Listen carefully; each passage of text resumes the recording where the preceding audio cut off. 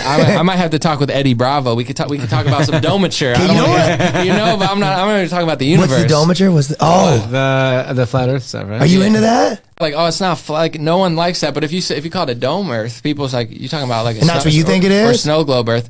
I don't know that I think that, but I want to say everything that they do in space, like International Space Station and like Hubble Telescope, I realized on the NASA website, it's all within Earth's atmosphere. Like, that's not debatable. They don't just call space outside of Earth's atmosphere.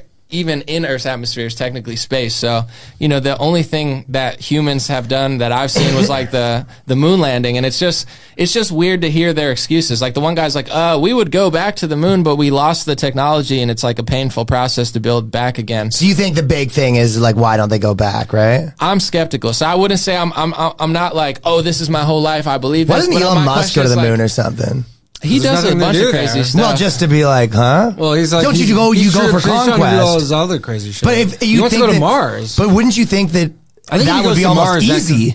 Well, if he goes to Mars, if he actually does the Mars thing, then I think the moon is like Mars is way harder to get to than the moon. I'm just skeptical because all that stuff, it's like hard. Inside Earth's atmosphere is easy. They're doing it. Outside, it's a bunch of pictures and stuff where I want to just see a debate. And I'm just like, ask NASA, because first they said they didn't have the telemetry data. They deleted it, even though your cell phone's stronger than their computer. And then they're talking about like, this is just too many excuses. You don't know. I'm like too stupid, I guess, but I don't know. As soon as someone starts talking about telemetry data, I go, I don't know. I mean, basically, maybe it's flat then. I don't know. The computer that they use to like send he is people right to that I don't know about the telemetry data. It's like a fucking calculator watch. It's like it's like this. Your phone is 5,000 times more powerful than whatever they use. It just doesn't make sense that they haven't, like, the excuses they give just sound goofy to me. So that's kind of where I am, where if you don't cling on to either one, everybody wants you to pick a side, but I'm kind of just sitting there where I'm like, I want to see. So you're saying, okay, there's some questions here. I feel like some that's questions about it. Like people are like, oh, are there aliens? Are there this? I'm like, I have a lot of questions that they're never going to answer. But I could go outside and ask and be like, hey, I have some questions.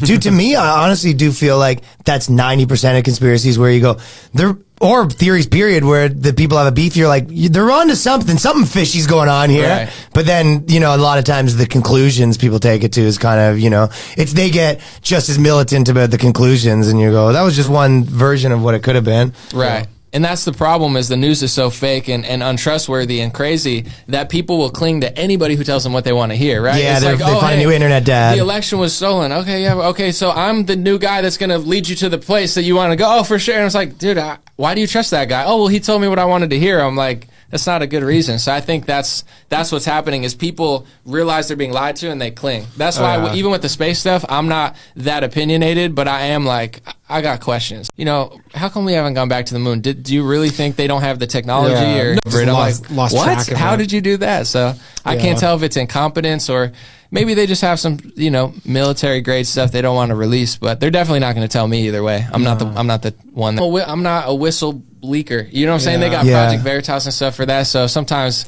I'll listen to people, but if someone's like, yo, I got the whistle blow on the moon stuff. I gotta know this. Plus, I don't trust people who say they have sources, because I feel like, especially like in the last Alex 2-3 Jones years, always got sources. But now people think that makes them like special. Like it's like some. You think everyone's got sources? Like, you go, dude, everyone in their grandmother's got it sources. It makes you feel like extra special. Where you're like, bro, I got this source, and maybe you do, but like, dude, I got this source. You got an inside man. I'm just saying the moon landing is source. I'm like, I don't believe it. They're like, so who are you working for? China? Huh? Yeah. And you're like, dude, I don't. Wait, how is that? Plus, if it's unverifiable, you can always just be like, yeah, I got a source, and then if you can never prove it, you're just like, well, my source told me that, and.